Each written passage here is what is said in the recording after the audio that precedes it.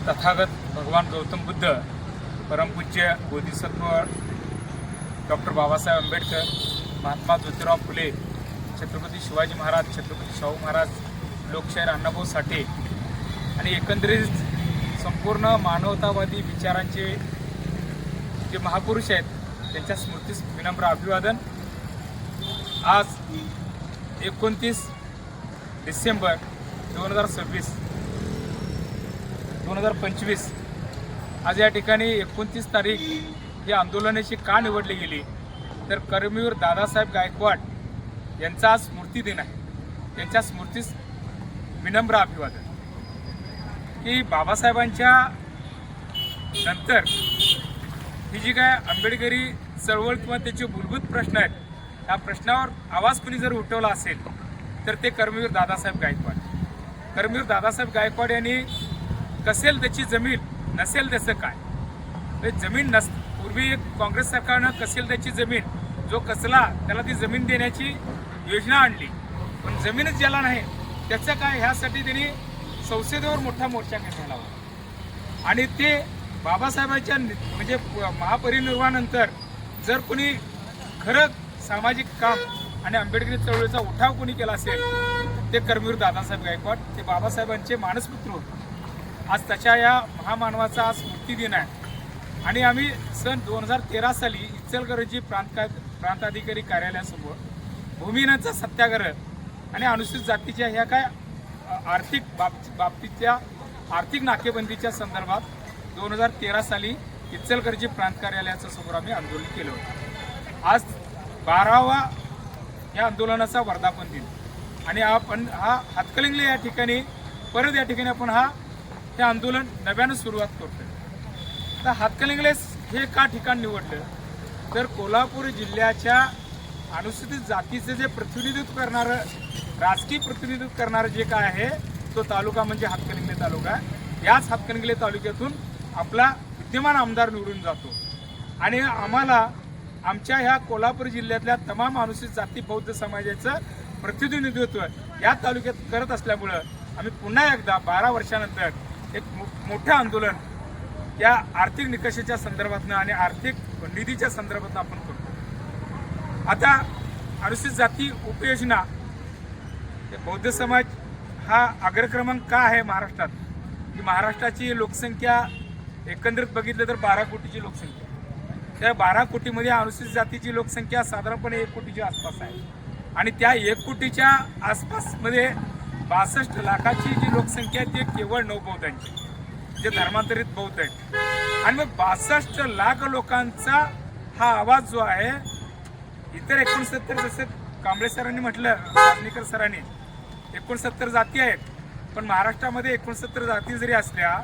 तर त्याच्यामध्ये ह्या जो काही बौद्ध समाज आहे तो मोठ्या पद्धतीने आणि बौद्ध समाजाच्या या न्याय हक्कासाठी, आर्थिक मागण्यासाठी आणि मूलभूत प्रश्नासाठी आम्ही पॅन्थर आर्मी स्वराज क्रांती सेना लढा देतो।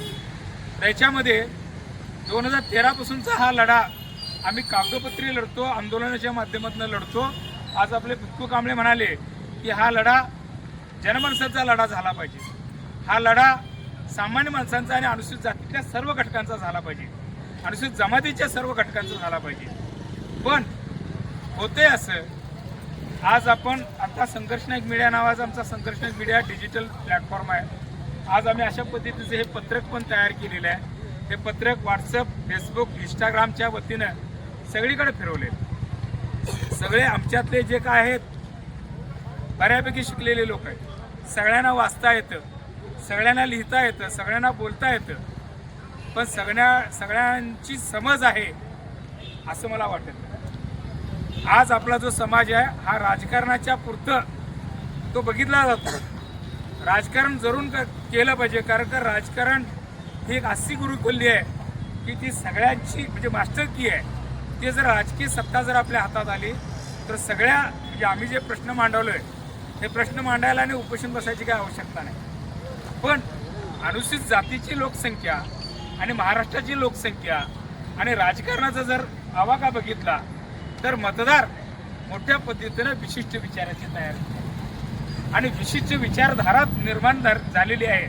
विशिष्ट विचारधारेचे लोक सध्या केंद्रामध्ये आणि राज्यामध्ये सत्ता करताय.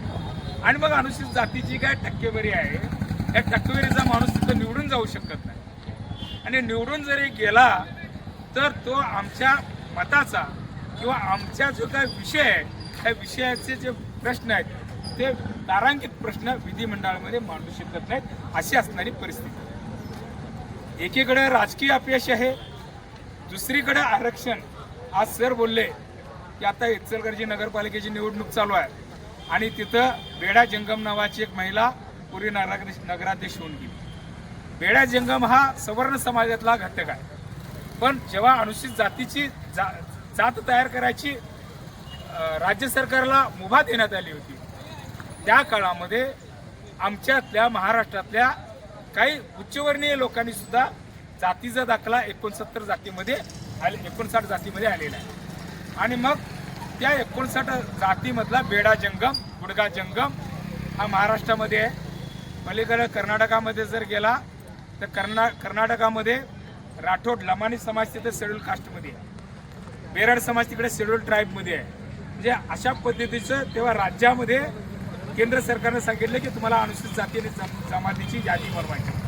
तरी बनवत असताना पुरंदर राजकीय लोकांनी आपापल्या सवर्ण जातीतल्या काही लोकांची नावं त्याच्यामध्ये घुसडली आणि आज ते आता राजकारणामध्ये नगराध्यक्ष व्हायला आले, नगरसेवक व्हायले. पलीकडे पट्टणकोडेलीमध्ये अमुक अमुक नावाचा पाटील, बेडा जंगम नावाचा या ठिकाणी आता आरक्षणाचा लाभ घ्यायला आलेला. आणि मग आरक्षण का डायव्हर्टेशन होते की आता आरक्षण म्हटलं तर आरक्षण हे सरकारी खात्यामध्ये होतं. खास करून आरक्षणाचा लाभ घेणारा जो पूर्वीचा वर्ग आहे त्याने आपलं आरक्षण घेतलं, आरक्षणाचा लाभार्थी झाला आणि आरक्षण हे राजकीय प्रतिनिधीचं. पण हे आरक्षण असताना आता खाजगीकरण एवढं मोठ्या पद्धतीनं झाले. हे खाजगीकरण, उदातीकरण आणि जागतिकीकरण हे जेव्हा धोरण काँग्रेस सरकारनं अवलंबलं त्याच्यानंतर महाराष्ट्रातली आणि देशातली आपली आरक्षणाची जी पद्धत आहे ती पद्धत संपुष्टात आली. आणि त्याच्यातल्या त्यात महत्त्वाचा मुद्दा की आपण महाराष्ट्रामध्ये बौद्ध धर्म स्वीकारल्यामुळे 56ला बाबासाहेबांनी आम्हाला बौद्ध धर्म स्वाभिमानासाठी दिला. पण त्याच्यामध्ये बाबासाहेबांच्या निधनानंतर ही जी काय बौद्ध कॅटेगरी आहे ही कॅटेगरी आपण स्वाभिमान असल्यामुळं जेव्हा जनगणना झाली बाबासाहेबांच्या निधनानंतर तेव्हा आमच्या सगळ्या लोकांनी आपला धर्म बौद्ध लिहिला, जात नवबौद्ध लिहिली. आणि मग तो त्या काळामध्ये 60-65च्या काळामध्ये ओबीसीमध्ये जन्मा गेला. म्हणजे जो बौद्ध अनुसूचित जातीचा होता तो ऑटोमॅटिक कुठे गेला, ओबीसीला गेला. नंतरच्या काळामध्ये आपल्या लक्षात आलं की आपण खूप चूक केल्या, आपण शेड्यूल कास्टचा असताना आपण बौद्ध सांगितल्याने आमची जनगणना आणि ओबीसीमध्ये झाली. आणि मग दुसऱ्या जनगणनेमध्ये दर 10 वर्षानंतर एससीची जनगणना होत्या. माहितीसाठी सांगतो, एससी आणि एसटीची जनगणना दर 10 वर्षानंतर होत असते. आणि मग नंतरच्या काळामध्ये 61-67च्या काळामध्ये जेव्हा आमच्यातल्या लोकांना कळालं मग त्यांनी शेड्यूल कास्ट लावायला लागलं. शेड्यूल कास्ट लावल्यानंतर साधारणपणे ही जे काय प्लॅनिंग कमिशन आहे, जे काय योजना आयोग आहे, त्या योजना आयोगमध्ये साधारणपणे 80-81च्या काळामध्ये योजना आयोगाची अंमलबजावणी झाली. आणि बाबासाहेबांनी संविधानात तरतूद केल्याप्रमाणे ज्यांची लोकसंख्या जेवढी तेवढा त्यांचा निधी, म्हणजे अनुसूचित जाती उपयोजना आणि अनुसूचित जाती उपयोजना, SC SP आणि TSP अशा 2 योजना आल्या. त्या योजना काय करतात की हे जे काय महाराष्ट्र राज्य सरकारचं बजेट आहे, केंद्राचं जे बजेट आहे त्या बजेटच्या लोकसंख्येच्या प्रमाणामध्ये त्यांच्या विकासासाठी, शाश्वत विकासासाठी निधीची तरतूद करायची. झालं असं 81 नंतर जेवढ्या पण SC SPच्या बजेट आले त्या बजेटमधल्या जर तरतुदी बघितल्या तर तरतुद्या इतक्या नाममात्र आणि शुल्लक होत्या. मला वाटते आदरणीय चंद्रकांत हंडोरे साहेब जेव्हा सामाजिक न्यायमंत्री झाले त्या काळामध्ये हंडोरे साहेबांनी जेव्हा पदभार स्वीकारला तेव्हा मोठ्या पद्धतीने निधीची तरतूद करण्यात आली. साधारणपणे 4000-5000 कोटीची तरतूद त्या काळात करण्यात आली. नंतरच्या काळामध्ये परत हे जे काय सत्ताधारी असतात हे सत्ताधारी खूप हुशार असतात. ह्या अनुसूचित जातीचा जो निधी आहे हा निधीवर डल्ला कसा मारायचा, हे निधी हडप कसा करायचा, त्यांना तोंडपाठ आहे. इथला महाराष्ट्राचा अर्थमंत्री आता सगळे लोक बोलतात की की तो 10वी नापास आहे, 12वी नापास आहे, अमुक आहे, ठमुक आहे, तमुक आहे. तो अर्थमंत्री आहे. आणि त्या अर्थमंत्री एवढा हुशार आहे, तो परवा विधिमंडळात म्हटला की 45,000 रुपये मिळतात म्हणून हे लोक PhD करतात. आता मला सांगा, एकीकडं आमचा जो कायदा आहे कंपोनंट प्लॅनचा, त्या कंपोनंट प्लॅनमध्ये आम्हाला लोकसंख्येच्या प्रमाणात निधी द्यायचा आहे, तिथं हा अर्थमंत्री आमचा काटा मारतोय. तिथं काय सांगतोय की राज्याच्या एकूण वार्षिक योजनेच्या आधारे या ठिकाणी आमचा निधीची तरतूद केली जाते. आमचं गेल्या 10 मार्च 2025चं बजेट आहे 7 लाख कोटीचं. 7 लाख कोटी भागिले 11 म्हणजे टक्केवारी जर बघितली, अनुसूचित जातीची जी जनगणना आहे 2011ची, त्याची महाराष्ट्राची टक्केवारी आहे 11.80. तर साधारणपणे 84,000 कोटी रुपये आम्हाला मिळायला पाहिजे.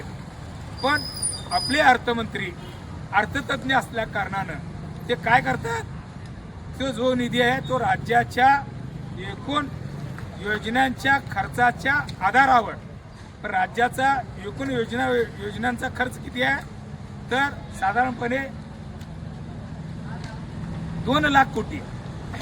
तर 2 लाख कोटी तर 2 लाख कोटी, तर 2 लाख कोटीचं जर बजेट आहे तर 11.80% जर आपण काढलं तर साधारणपणे 23,000 कोटीच्या आसपास अनुसूचित जातीच्या योजनांसाठी त्या ठिकाणी तरतूद व्हायला पाहिजे. पण तरतूद झाली 15,000 कोटी.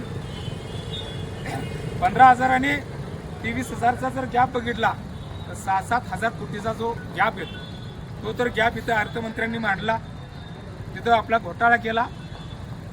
आणि हे जे काय राज्य सरकार आहे, हे राज्य सरकार निवडणुकीला सामोरं जात असताना विधानसभेच्या त्यांनी लाडकी बहीण नावाची एक योजना आणली की सरसकट महाराष्ट्रातल्या 18 ते 60 वयोगटातल्या ज्या काही आपल्या बहिणी आहेत, ह्या बहिणींना 1,500 रुपयेचं अनुदान.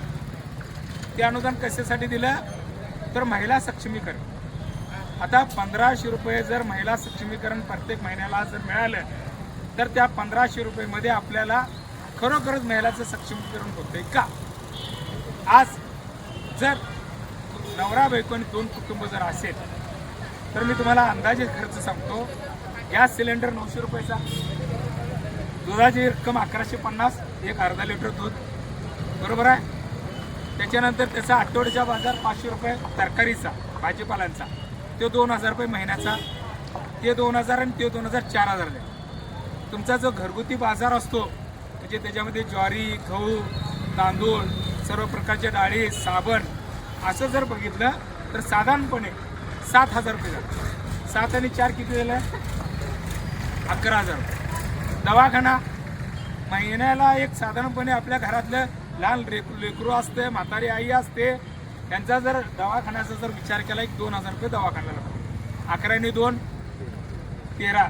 मुलांचं शिक्षण, मुलगा जर शाळेला जात असेल, घरात 2 मुलं असतील तर मुलांचं शिक्षण साधारणपणे त्यांचा जे काही क्लास असेल, त्याचे कपडे लत्ते असतील, त्यांचा औषधोपचार असेल, असं जर बघितलं तर साधारणपणे 18 ते 19,000 रुपये दोन म्हणजे नवरा बायकोने 2 मुलं यांना जातात. तुम्ही देताय ना ते 1,500 रुपये, कुठं जातात? कुठं पुरणार ते?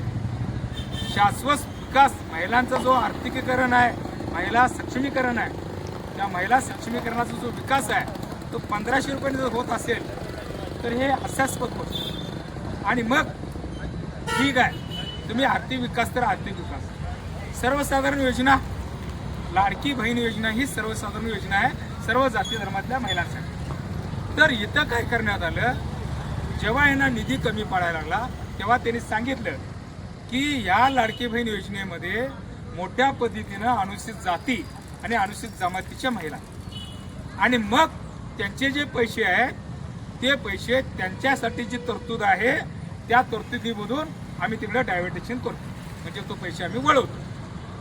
मला सांगा, सर्वसाधारण योजना असताना अनुसूचित जाती आणि अनुसूचित जमातीच्या लाडक्या बहिणीसाठीचे जे 1,500 रुपये आहेत ते साधारणपणे अनुसूचित जातीमधून 6,000 कोटी आणि जवळजवळ अनुसूचित जमातीमधून 6,000 कोटी, असे जवळजवळ 12,000 कोटी यावर्षी त्यांनी वळते केली. आणि हे पैसे कुणाचे असतात हे अनुसूचित जाती उपयोजनेचे पैसे कशासाठी असतात? तर या ठिकाणी अनुसूचित जातीची जी लोकवस्ती असते त्या लोकवस्तीमध्ये रस्ते असतात, गटार असतात, सामाजिक सभागृह असतात, लाईट असते आणि अनुसूचित जातीचं इन्फ्रास्ट्रक्चर असतं, त्याच्यासाठी खर्च करायचा. त्यातला दुसरा निधी असतो, तो दुसरा निधी वैयक्तिक उत्कर्षासाठी. या ठिकाणी तुमचे महात्मा ज्योतिराव फुले विकास महामंडळ असेल, अण्णासाहेब लोकशाहीर अण्णाभाऊ साठे रोहिदास असेल किंवा अन्य तत्सम महामंडळ, त्या महामंडळाला बेरोजगार युवकांना कर्ज द्यायचं. तिसरा निधी असतो रमाई घरकुल योजना आणि वैयक्तिक लाभाच्या अन्य काही योजना असतील, मग तुमचं शेळी असेल, बकरा असेल, कोंबड्या असतील, अशा ज्या योजना असतात ना पंचायत समितीला, त्या योजना. तर आत्ताच्या पार्श्वभूमीवर हे जे काय अनुसूचित जातीचे 6,000 कोटीचं डायव्हर्शन झालेलं आहे, जो निधी वर्ग केला आहे, तर त्याचा दुष्परिणाम असा झाला आहे की अनुसूचित जातीच्या वस्त्यामध्ये 40% निधीमध्ये कपात करणार. म्हणजे तुमचा जो बौद्ध समाज आहे, तुमचा जो चर्मकार समाज आहे, तुमचा जो अण्णाभाऊ साठे मातंग समाज आहे, इथल्या समाजातल्या रस्त्यांच्या आणि विकासाच्या योजनेमध्ये 40%चा कपात झाला. म्हणजे कुठं आला?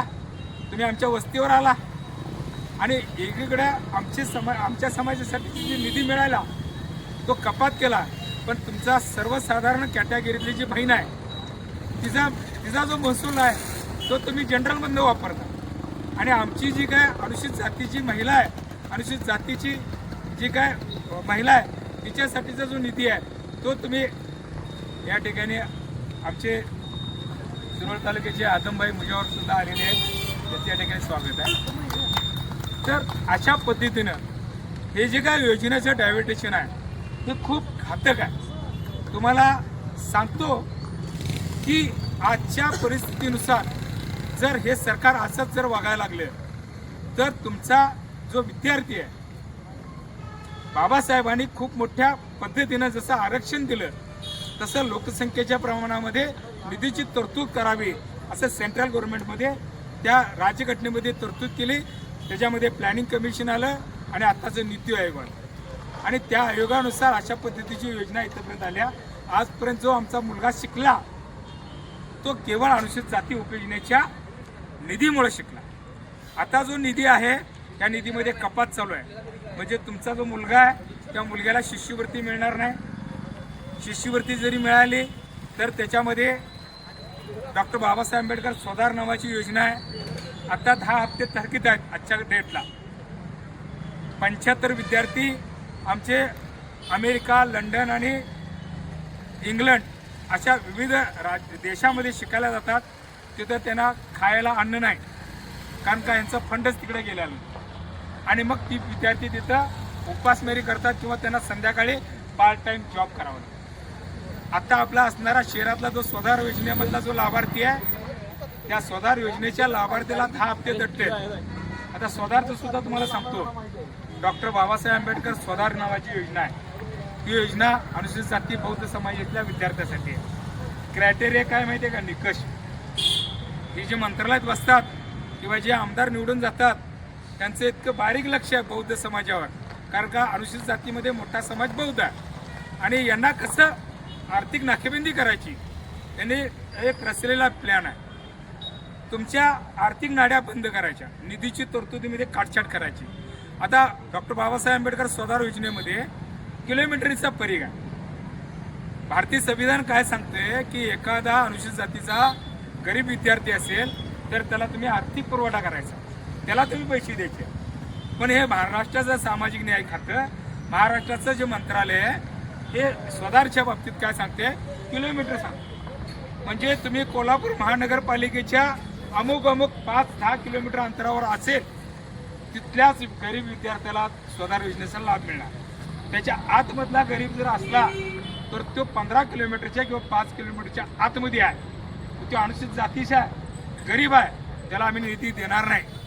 त्याला जर निधी पाहिजे असेल त्याला 60,000 रुपयाचं अनुदान आहे डॉक्टर बाबासाहेब आंबेडकर स्वधार योजनेचं. त्याला का शाळा शिकायची असेल, त्याला का 60,000 रुपयाचं अनुदान घ्यायचं असेल त्यांनी 15 किलोमीटरच्या पलीकडे जाऊन राहायचं. आधार कार्ड, रेशन कार्ड सगळे काढायचं, तिथं राहायचं आणि मग त्याला आम्ही निधी द्यायचा. म्हणजे ही तांत्रिक मेक खूप पद्धतीनं, खूप जबरदस्त पद्धतीनं आपल्यात मारली जाते. पण आपला जो अनुसूचित जातीचा बौद्ध समाजाचा हा जो काय समाज आहे, हा समाज ह्या आर्थिक आणि मूलभूत प्रश्नासंदर्भात गांभीर्याने घेताना दिसत. आज आम्ही दरवर्षी आंदोलन करतो आझाद मैदानात. ही काय मागणी असते?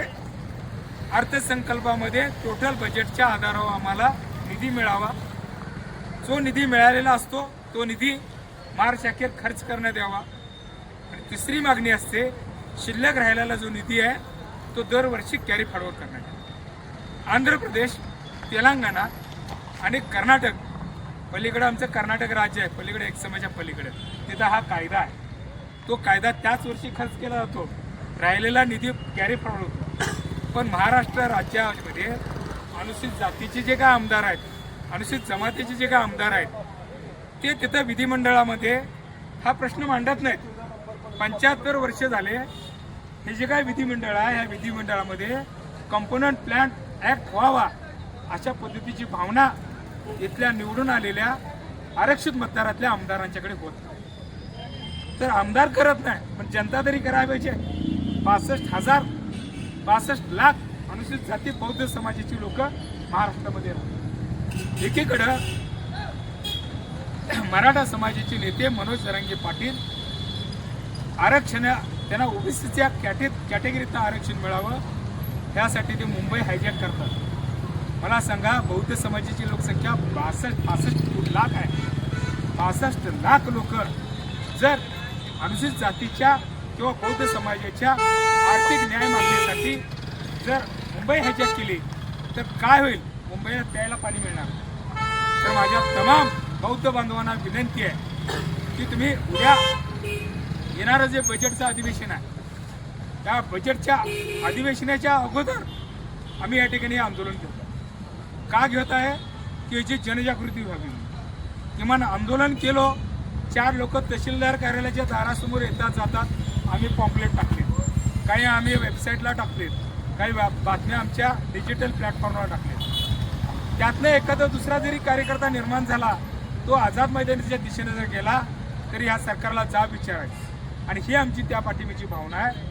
तर इथून पुढच्या काळामध्ये हे जे काय सरकार आहे, हे सरकार आपल्याला तांत्रिक भाषेमध्ये अडकून, तांत्रिक गोष्टीमध्ये अडकून आमच्या निधीवर आर्थिक नाकेबंदी केली जाते आणि नवीन आर्थिक गुलामी निर्माण केली जाते. आम्हाला पैसेच दिले नाही तर तुमचा आर्थिक विकास होणार नाही. आर्थिक जर विकास व्हायचा असेल तर शिक्षण आणि आरोग्य या 2 गोष्टीवर आर्थिक विकास होतो. तुमच्या घरामध्ये तुमचा मुलगा जर शिकला, तो शिकलेला कधी वाया जात नाही, कारण का त्याच्यामध्ये बुद्धी नावाची जी म्हणजे विद्या आहे ती प्रज्वलित झालेली असते आणि ती त्याला स्वस्त वस्तू देत नाही. आणि मग तो विचार करतो आणि विचार केल्यानंतर तो लढायला तयार होतो. दुसरं आरोग्य, तुमच्या घराचं जर का आरोग्य चांगलं असेल तर तुम्ही चांगल्या पद्धतीचा विचार करू शकता. आणि म्हणून हे जे काय सरकार आहे, तुमच्या आरोग्य आणि शिक्षण या 2 गोष्टी आणि तुमच्या आर्थिक नाड्या बंद करायच्या. म्हणजे तुम्ही कुणाकडे जाणार? तुम्ही बांधकाम कामगार होणार. तुम्ही काय होणार? जाणार सेंटरिंगला कामाला. दुसरं काय होणार? पेंटर होणार. दुसरं काय होणार? यंत्रमाग कामगार होणार. दुसरं काय होणार? एखाद्या गाडीवर ड्रायव्हर होणार. तुमच्या घरातली भगिनी काय होणार? लाडकी बहीण. अनुसूचित जातीची लाडकी बहीण काय करते माहिती आहे का? दुसऱ्याच्या घरामध्ये धुण्याने भांड्याचं काम करते. ते माहिती आहे? तू लाडकी बहीण आम्हाला 1500 रुपये द्यायलायस आणि आमची बहीण त्या ठिकाणी भांडी घासायला जाते, संडास साफ करायला जाते. हॉस्पिटलमध्ये जर तुम्ही गेला तर जे त्याला हॉस्पिटलमध्ये स्वच्छता कर्मचारी कोण आहेत ते तुम्हाला अनुसूचित जातीची लोक दिसतील. तर तुम्हाला ठरवून केलेलं तुम्ही काम आहे, त्यांचा आर्थिक, शैक्षणिक आणि आरोग्याच्या दृष्टिकोनातून जर विकास नाही केला तर हे झक मारत असंघटित क्षेत्रातल्या लोकांच्याकडे जातील आणि तिथं काम करतील. महागाई एवढी वाढवून ठेवली की यांच्या पोटा पाण्याच्या प्रश्नासाठी हे त्यांच्या घराघरामध्ये त्यांच्या चक्रात चक्रात पोटा पाण्याच्या चक्रात अडकून राहिला तर तुम्हाला राजकीय, सामाजिक, शैक्षणिक आणि आर्थिक प्रश्नाबाबत तुम्ही आवाज उठवणार. मी तुम्हाला एक जबाबदारीने सांगतो, आज ना उद्या या पॅन्थर आर्मीवर सुद्धा हे सरकार बॅन आणू शकतं. का? की तुम्ही ह्या लोकांना आर्थिक मागण्यांच्या बाबतीत, मूलभूत प्रश्नाच्या बाबतीत आवाज उठवता. हा आवाज दडपण्यासाठी कदाचित आमच्या सगळ्या संघटना, तत्सम संघटनेवर सुद्धा बॅन येऊ शकते. पण आम्ही सुद्धा भारतीय लोकशाही मानणारे लोक आहेत. तुमच्या पुढची तयारी आम्ही पण केलेली आहे. आम्ही वेगवेगळ्या नावाची अन्य संघटना तयार करतोय आणि जेणेकरून हा जो आमच्या बौद्धांचा आवाज आहे, हा आवाज नेहमी संसदेसमोर आणि विधिमंडळासमोर त्यांनाल्याशिवाय राहणार नाही. आज पॅन्थर आर्मी जरी या प्रश्नावर लढा देत असली, आज आमचा समाज आर्थिक अडचणीतल्या चक्रामध्ये जरी अडकला असला किंवा राजकीय भ्रमामध्ये आपल्याला राजकीय भ्रम तयार केलेला आहे. अनुसूचित जातीतल्या बौद्ध समाजाची मतं आहेत, ती मतं कशा पद्धतीनं बाद करायची, कशा पद्धतीनं ते राजकीय सत्तेकडे येऊ नयेत यासाठीचा एक षड्यंत्र अप्रत्यक्षरित्या चालू आहे. आणि मग आपल्या मताचा जो वजनदार मताचा, जो ताकदवर मताचा या प्रशासनाला उदवर व्हायला पाहिजे, तो होताना दिसत नाही. कारण का तशी सिस्टम तिने लावलेली आहे. ते आपल्याला विस्तारानं बोलायचे. आपण जेव्हा आमचे केडर कॅम्प लावू, त्या केडर कॅम्पमध्ये आम्ही तुम्हाला सांगू. पण इथं जाहीर जेव्हा सांगतो त्यावेळेला अशी सिस्टम लावली की तुमचं मताचं डिवायडेशन झालं. मताचं डिवायडेशन होते. मग म्हणतात तुमच्या हजार संघटनेचे 1000 लोक निवडणूक लढवतात आणि मग किती हातकणंगले नगरपालिकेच्या वंचित बहुजन आघाडीच्या नगराध्यक्ष पदाचा उमेदवाराचा आकडा महाराष्ट्र राज्य निवडणूक आयोगाच्या वेबसाईटवर जोडतात. मतं किती पडली? हे का होतंय की तुम्ही मतात पण जायचं नाही, तुम्ही आंदोलनात पण जायचं नाही, तुम्ही आर्थिक मागण्या पण करायची नाही. तुम्ही काय व्हायचं? तुम्ही ड्रायव्हर व्हायचं, तुम्ही बांधकाम कामगार व्हायचं, तुम्ही भांडी घासणारे असंघटित क्षेत्रातले कामगार व्हायची. ही व्यवस्था या देशामध्ये तयार होतोय. आणि मग आपल्याला बाबासाहेबांनी दिलेला संविधानिक हक्क आहे की मला माझी जेवढी लोकसंख्या आहे तेवढी माझी तरतूद झाली पाहिजे. झालेली तरतूद महाराष्ट्रात खर्च झाली पाहिजे. जर त्यातलं शिल्लक झाली तर ती पुढच्या वर्षी कॅरी फॉरवर्ड झाली पाहिजे. असा कायदा व्हावा ह्यासाठी पॅन्थर आर्मी आज या ठिकाणी हातकणंगलेच्या तहसीलदार कार्यालयासमोर आंदोलन करतो. इथून पुढच्या काळामध्ये अनेक समस्या आहेत. आज कर्मवीर दादासाहेब गायकवाड यांचा स्मृती दिन आहे. तुम्हाला माहिती आहे दादासाहेब गायकवाड सबलीकरण योजनेच्या जाचकाट्या कशा लावल्या, त्याच्यामध्ये 1000 जाचकाट्या लावून त्या ठिकाणी तुम्हाला जमीन मिळू नये असा कुटील कारस्थान केले. त्या ठिकाणी आत्ताच रमाई आवास योजनेच्या संदर्भातनं जर बोलायचं झालं तर तुम्हाला ग्रामीण भागासाठी 1,20,000, निमशहरी भागासाठी 1.5 लाख आणि शहरी भागासाठी 2 लाख. इकडे प्रधानमंत्री आवास योजनेची रक्कम किती झाली? आता प्रधानमंत्री आवास योजनेची रक्कम 2,20,000, रमाईची रक्कम 1,20,000. 1 लाखाचा फरक. म्हणजे तुम्हाला विकासच करायचा नाही. हे झालं रमाई घरकुल. 1996-97च्या काळामध्ये घरदुरुस्तीचं अनुदान होतं. ते घरदुरुस्तीचं अनुदान खूप मोठं असायचं, ते सुद्धा या सरकारने बंद केलं. तर जिथं जिथं आमच्या विकासाच्या योजना आहेत त्या सगळ्या विकास योजनेच्यावर अभ्यास करणारा एक केडर बेस कार्यकर्ता आम्ही पॅन्थर आर्मीच्या वतीने तयार करतोय. माझा बौद्ध समाजाला, खास करून बौद्ध समाजाला कळकळीची विनंती आहे, तुमच्या घरामध्ये जो कोणी 10वी 12वी BA MA त्याच्यानंतर इंजिनिअरिंग, आता बऱ्यापैकी लोक आमचे computer science, computer technology AI झालेले विद्यार्थी. आज तुमच्या हातामध्ये अँड्रॉइड मोबाईल आलेला आहे, तुमच्याकडे AI आलेला आहे. या सगळ्या गोष्टीचा तुम्ही अभ्यास करावा आणि तो अभ्यास करत असताना त्याचा प्रचार केवळ पॅन्थर आर्मीच करणार नाही, तर बौद्ध समाजाचा शिकलेला प्रत्येक घटक हा अनुसूचित जातीच्या बौद्ध समाजाच्या उत्कर्षासाठी लढला पाहिजे. दुसरी अजून एक महत्त्वाची गोष्ट आहे बौद्ध धर्माच्या जातीच्या दाखल्यासंदर्भात. आज तुम्ही जर बघितला नवबौद्ध समाजाचा सर जातीचा दाखला निघतो की नाही? जातीचं जे आरक्षण आहे हे आरक्षण केवळ जात शेड्यूल कास्ट नावाने मिळते. केंद्र सरकारच्या जो काय डायग्राम आहे जातीचा, त्या जातीच्या याच्यामध्ये नवबौद्ध नावाची जात नाही आहे. जे तुम्ही महाराष्ट्राची 59 जाती आहेत त्याच्यामध्ये नवबौद्ध दिसतो. केंद्र सरकारच्या अनुसूचित जातीच्या सूचीमध्ये तुम्हाला कुठेही नवबौद्ध दिसणार नाही.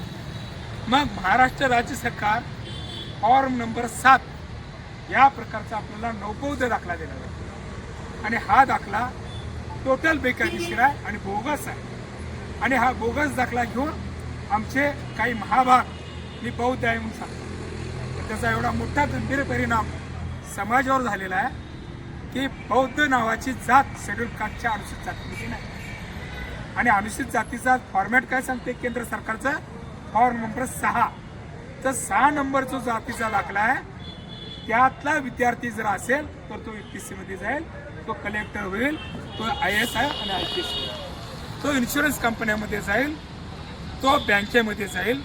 नवबौद्ध फॉर्म 7चा जो दाखला आहे त्या जातीचा दाखलेचा विद्यार्थी केवळ महाराष्ट्रामध्ये. म्हणजे तुमच्या समाजाचा बौद्ध समाजाचा IAS आणि IPS अधिकारी होऊ नये याची खबरदारी तत्सम सरकारने घेतली. का IAS IPS झाला तर तो बौद्ध समाजाचा IAS IPS अधिकारी काय करतो, भारतीय संविधानाचं इम्प्लिमेंटेशन करतो. समजा इथे एखादा तुमचा हातकणंगले पोलीस स्टेशनचा बौद्ध समाजाचा PSI आहे तर तो जर आला तर खरोखर जर अट्रॉसिटी जर दाखल झाली असेल आणि खरोखर जर दलित अत्याचार झाला असेल तो अधिकारी मोठ्या हिरिरीनं अट्रॉसिटी दाखल करून योग्य तपास करून त्या पीडित कुटुंबाला न्याय द्यायचा प्रयत्न. बाबासाहेबांचं हेच स्वप्न होतं की मोठ्या पद्धतीनं शिकून IAS IPS अधिकारी आपल्या बौद्ध समाजाचा व्हावा, अनुसूचित जातीचा व्हावा, अनुसूचित जमातीचा व्हावा आणि तो भारत सरकार आणि भारतीय संविधानाचं इम्प्लिमेंटेशन म्हणजे राज्यघटनेची अंमलबजावणी करावी अशा पद्धतीची बाबासाहेबांची इच्छा होती. पण इथल्या मनुवादी सरकारनं, इथल्या जात दांडग्या सरकारनं तुमच्या समाजातील जे काय IAS IPS अधिकारी होऊ नये त्यांची पूर्वतयारी केली.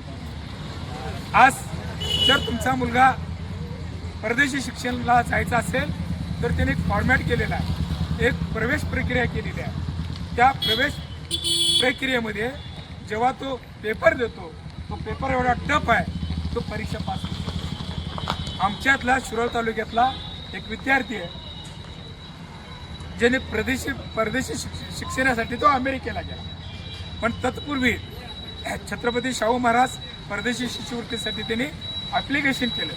पण ॲप्लिकेशन करत असताना त्याची जी काय प्रवेश प्रक्रिया किंवा त्याची जी काय त्याच्यासाठीची काय परीक्षा आहे ती परीक्षा इतकी हार्ड होती मुलगा त्याच्यामध्ये फेल झाला म्हणून तो थांबला नाही. त्याने कर्ज घेतलं. तो कर्ज घेऊन सध्या अमेरिकेमध्ये तो मुलगा शिकतो.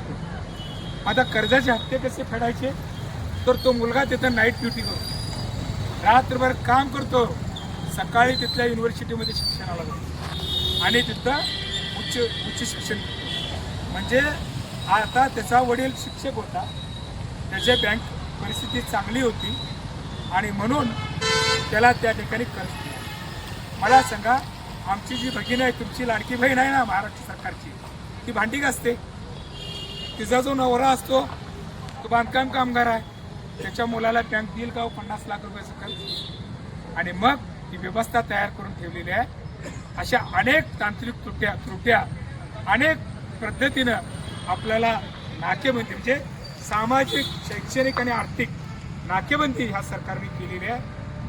ही जी नाकेबंदी आहे ही जर उठवायची असेल आपल्याला एक आंदोलक म्हणून आणि एक प्रत्येक जसं मनोज जरांगे पाटलाने सगळ्या मराठा बांधवांना मुंबईला नेलं अशा पद्धतीचं आंदोलन बौद्ध बांधवाच्या हातून व्हावं, बौद्ध समाजातल्या तरुणांनी करावं आणि बौद्ध समाजाच्या शिकणाऱ्या या सगळ्या युवकांनी हे सामाजिक, आर्थिक आणि शैक्षणिक नाकेबंदीचा आंदोलन हाती घ्यावं. तरच तुमची पुढची पिढी हे शिक्षित होईल, पुढची पिढी IAS IPS अधिकारी बनेल आणि मग ह्या भारतीय राज्यघटनेचे खरे रखवालदार होतील. अन्यथा एक अदृश्य पद्धतीची गुलामगिरी आज आमच्यावर पडलेली आहे आणि ती पुढे तुमच्या मुलांच्यावर एक मोठ्या पद्धतीची गुलामगिरी, एक अगदी चौकटेबद्ध घटनावाईज तुमच्याकडे एक आर्थिक सामाजिक आणि शैक्षणिक गुलामगिरी, राजकीय गुलामगिरी तुमच्यावर येऊ घातलेली आहे. या गुलामगिरीवर जर आपल्याला मात करायची असेल तर बाबासाहेब म्हटलेत, गुलामाला गुलामगिरीची जाणीव करून द्या म्हणजे तो बंड करून द्या. आता बाबासाहेब आपल्या हयात नाही आहेत, वाक्य तर त्यांची आहेत, भारतीय संविधान त्यांचं आहे, त्यानंतर हे संसद आहे आणि हे विधिमंडळ आहे. जोपर्यंत संसद, जोपर्यंत विधिमंडळ आणि जोपर्यंत भारतीय राजघटना आहे आणि बाबासाहेबांनी दिलेला जो तुम्हाला हा मूलमंत्र आहे, गुलामाला गुलामगिरीची जाणीव करून द्या म्हणजे तो बंड करून उठेल, तर तुम्हाला जाणीव पॅन्थर आर्मी करून देते. जर तुम्ही जाणीव करून घेतला तर बंड करून उठणार आणि तुमच्या न्याय हक्कासाठी तुम्ही लढायला पुढे येणार. अन्यथा ही गुलामीची शृंखला कायम राहणार आहे. या ठिकाणी खास करून आमच्या संघटनेला पाठिंबा देण्यासाठी आमचे आम आदमी पक्षाचे सुरळ तालुक्याचे नेते आदमभाई मुजावर या ठिकाणी आले. त्याचबरोबर डॉक्टर विशाल साधनीकर सर, त्याचबरोबर आपले हर्षदीप संजय कांबळे जे RPI खरात गटाचे जिल्हा कार्याध्यक्ष आणि उपसरपंच आहेत चोकागावचे. त्याचबरोबर रावण समुद्रे जे आत्ताच आपल्याकडे इथं तुम्हाला मार्गदर्शन करून गेले, ते समाज भूषण पुरस्कार प्राप्त आहेत. विद्याधर कांबळे पीपल्स रिपन पार्टीचे कोल्हापूर जिल्ह्याचे नेते आणि तत्सम मला वाटते भारतीय दलित महासंघाचे सुद्धा कार्यकर्ते येऊन गेले. अशा अनेक संघटनांनी या ठिकाणी पाठिंबा दिला. त्यांच्या या पाठिंबा दिल्याबद्दल मी त्यांचं आभार मानतो. आणि परत एकदा या गुलामीच्या विरोधातला बुलंद आवाज आणि गुलामीच्या शृंखला तोडण्यासाठी सर्व बौद्ध बांधव, अनुसूचित जाती आणि अनुसूचित जमातीच्या युवा कार्यकर्त्यांनी, विद्यार्थ्यांनी आणि नागरिकांनी आपला आवाज बुलंद करावा. जय भीम, जय भारत.